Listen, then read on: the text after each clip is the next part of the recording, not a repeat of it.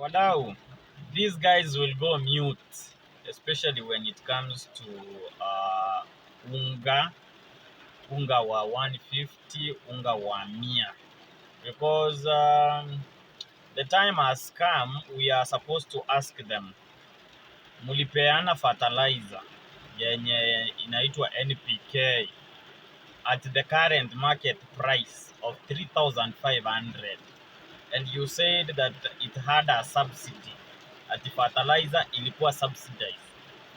Where are the produce? Wapi mahindi yenye itasawa ikue shilingi 100, the way you used to say that we are not going to subsidize consumption, we want to subsidize production. Now it is time.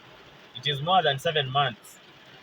We need to be told as Kenyans, wapi mahindi ambayo ililipiwa fertilizer ya subsidy yenye wakulima walipewa, so that from there we can have a conversation now that they have come up with a punitive budget, a punitive finance bill to ensure that they cripple down everybody and they remain the only ones who are going to have the wherewithal of controlling every aspect of the Kenyan life, especially Kenyans that we call hustlers and Kenyans of the middle class.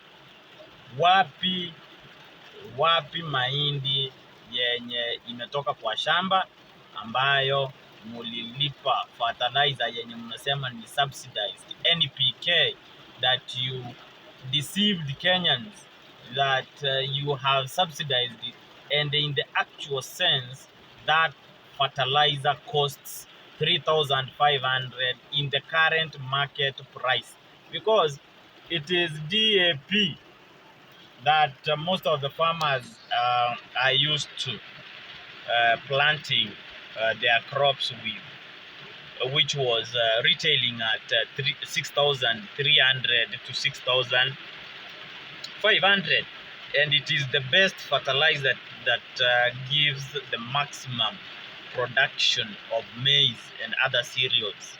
You came up with a narrative of deceiving and cheating Kenyans that DAP creates acidity in soil, and yet from time immemorial, from the time Kenyans started using DAP, they have been producing and overproducing in some seasons, especially in areas that receive low rainfall, especially Ukambani region. When there is some rain there, we have been producing a lot using the same fertilizer. Now, who advised the kind of Kinarigade Gashagwa, who is not from the agricultural background, especially academically, to talk about acidity of soil and such like things? Tuambiane ukweli. The Mudavadi thing. Mudavadi, Rigathi, Ruto, tell us the truth. Wapi unga wa 100? Because you said that immediately you take over in 100 days, unga itatoka mahali ilikuwa 200, ishuke mpaka ifike 100. It will be half the price of what it used to retail at during the campaign period. But now we are seeing that things are getting worse.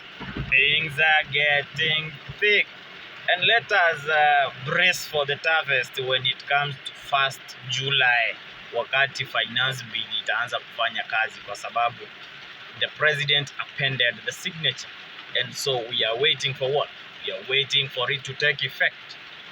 Wacha tungoja hiyo wakati, and people will be unable to go even to work, because for those that have been working and there is a component of commuter allowance in their pay slips, it has never been raised even a single shilling for more than 20 years, 15 years now. that component of commute allowance has never been increased in any way. So it has remained at that state that it is in. And so people are going to be unable to go to get to jobs, and the productivity is going to come down. And once that happens, people are going to commute on foot to job. Unafika kazi saa 4, ukifika hapo unapewa chai, unakunywa, unaenda class moja kama ni kazi ya walimu unafanya, ama kama ni kazi nyingine ya serikali unafanya. Unaanza mapema kwa sababu ya mvua. You do your work for 2 hours and you start again walking back to your home.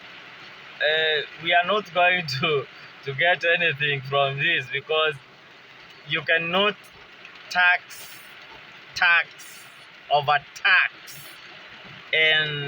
overtax and then under remunerate, and then you expect people to do work, and yet you are the only people who are gorging the lajees from the very many Kenyans who are unable to even afford a meal.